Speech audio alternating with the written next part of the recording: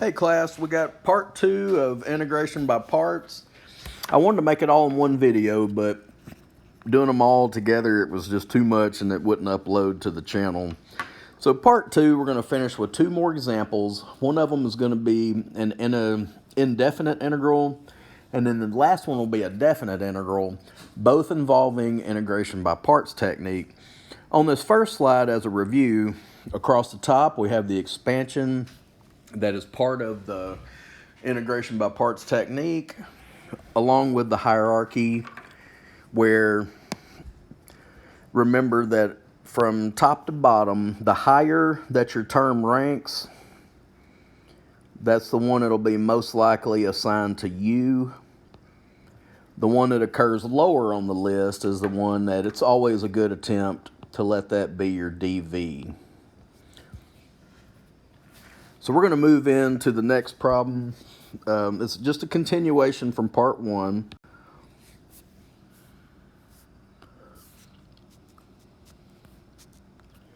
And so we have the integral of x squared cosine x dx, an algebraic times a trigonometric. On the hierarchy, algebra ranks higher than trig. And so we're going to let u be x squared and dv be cosine x dx.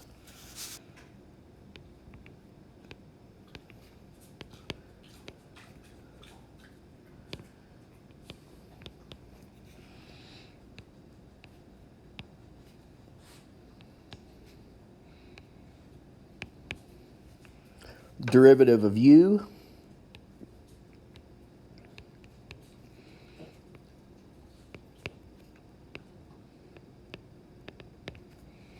is 2x dx.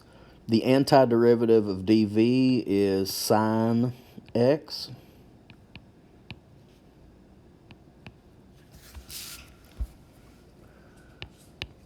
Our expansion is u times v.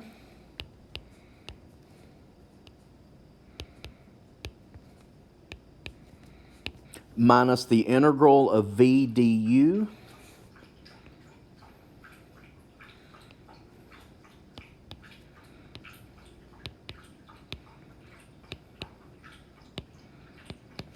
And it seems that the only time I video is when my dog's either hungry and or thirsty. Let's move the 2 out to the front and put it in front of the integral symbol.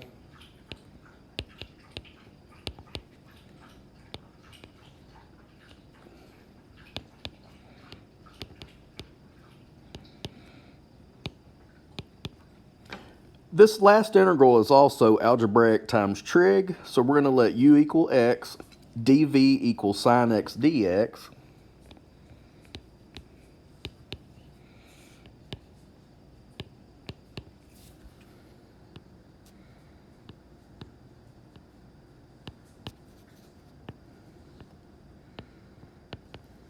Derivative of u, antiderivative of dv. Don't forget the negative. That's very tricky. Continuing,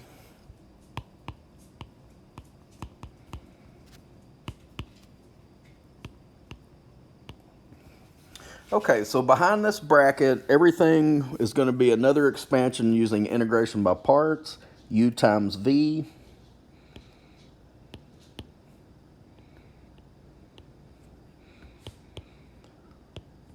Minus the integral of v du.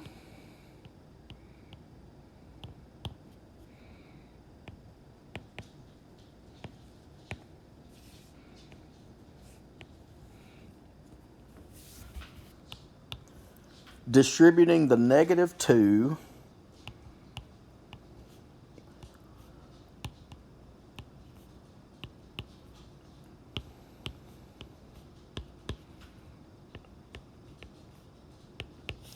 the next jump, we have a total of 3 negatives, so that makes a negative 2. Antiderivative of cosine is sine. And then we have a plus c constant of integration. So that's an example of where you may have to use integration by parts more than one step.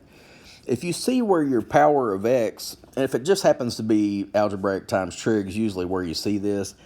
Normally, if you let u be your algebraic term, you can whittle it down the power. You can whittle the power down through consistent derivatives. We went from an x squared to an x, and then finally to just a dx term.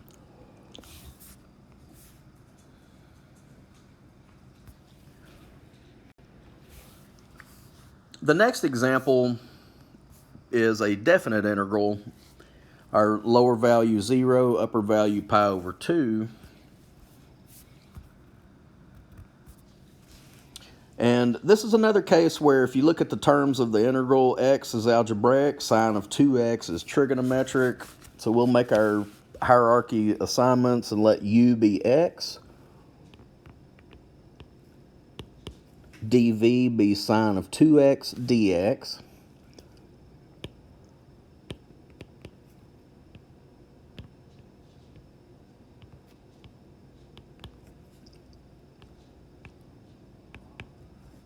derivative of u,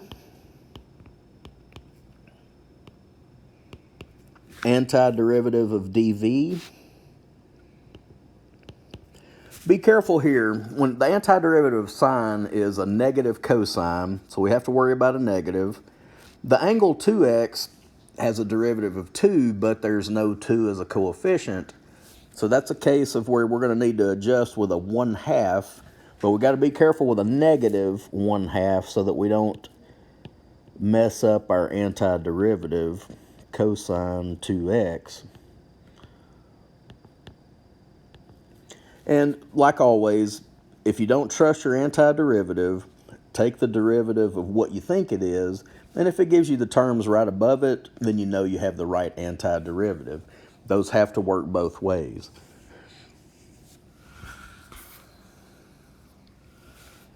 Going back to our original problem, u times v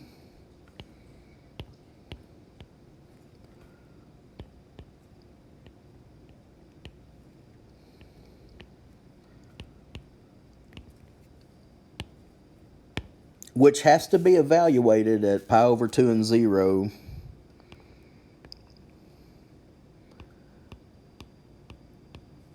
And this is part of the fundamental theorem of calculus, minus the integral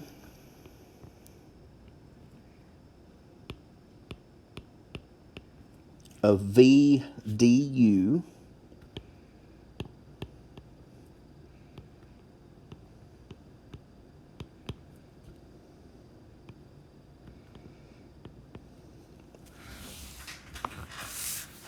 in the first half.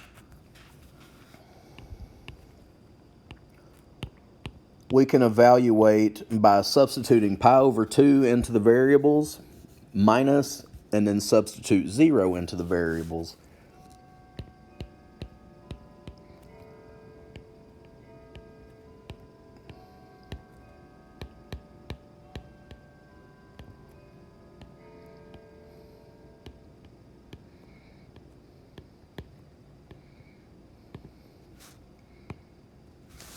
Due to my limited space on the iPad, I'm going to have to wait and do that integration of the back half of that previous line a little bit later. Let's go ahead and evaluate as far as we can. Those 2's will cancel.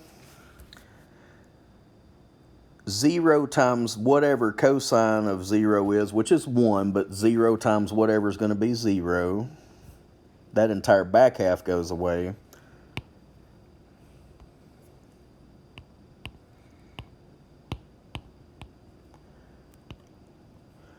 Okay, so we have pi over 2 times cosine of pi. Cosine of pi is negative 1 times the coefficient pi over 2 is negative pi over 2. Minus, now I've got enough room to bring this integral back in.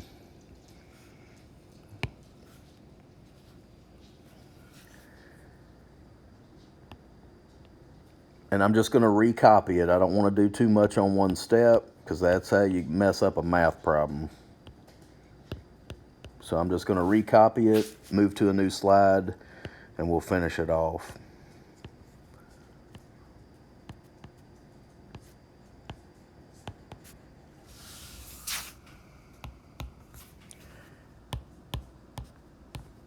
Okay, so out front we have a positive pi over 4.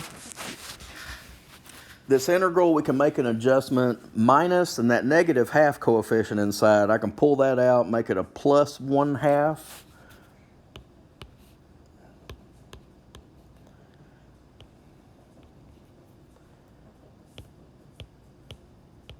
Pi over 2 cosine 2x dx. Okay, now I've got to go to another slide.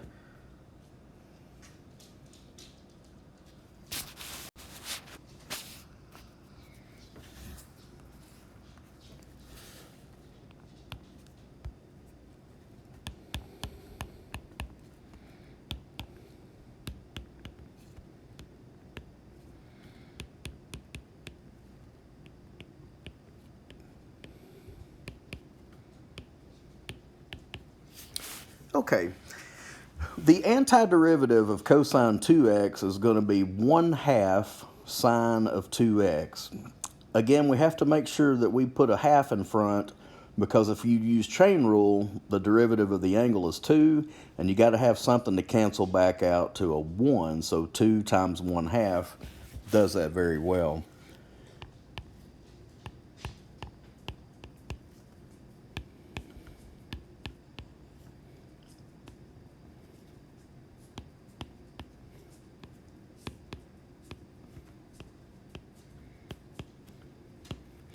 Okay, so if you don't trust yourself on your antiderivative, if you take the derivative of what I just wrote down, you get 1/2 cosine 2x times 2 due to chain rule, and that front half and the back 2 will cancel each other out, giving you cosine of 2x. Let's not forget to evaluate this at 0 and pi over 2.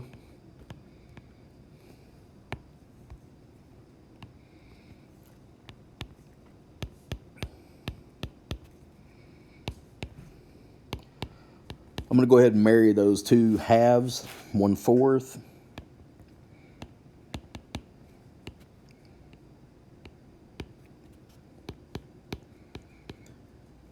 Okay, pi over 2 subbed in, 0 subbed in.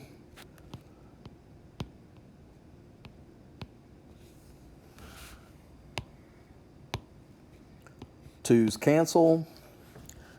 2 times 0 is 0. Sine of 0 is 0. Sine of pi is also 0. Times a 4th, you guessed it, it's also 0. So we had a lot of extra at the end of this problem for it to all dissolve away to 0. All that becomes 0.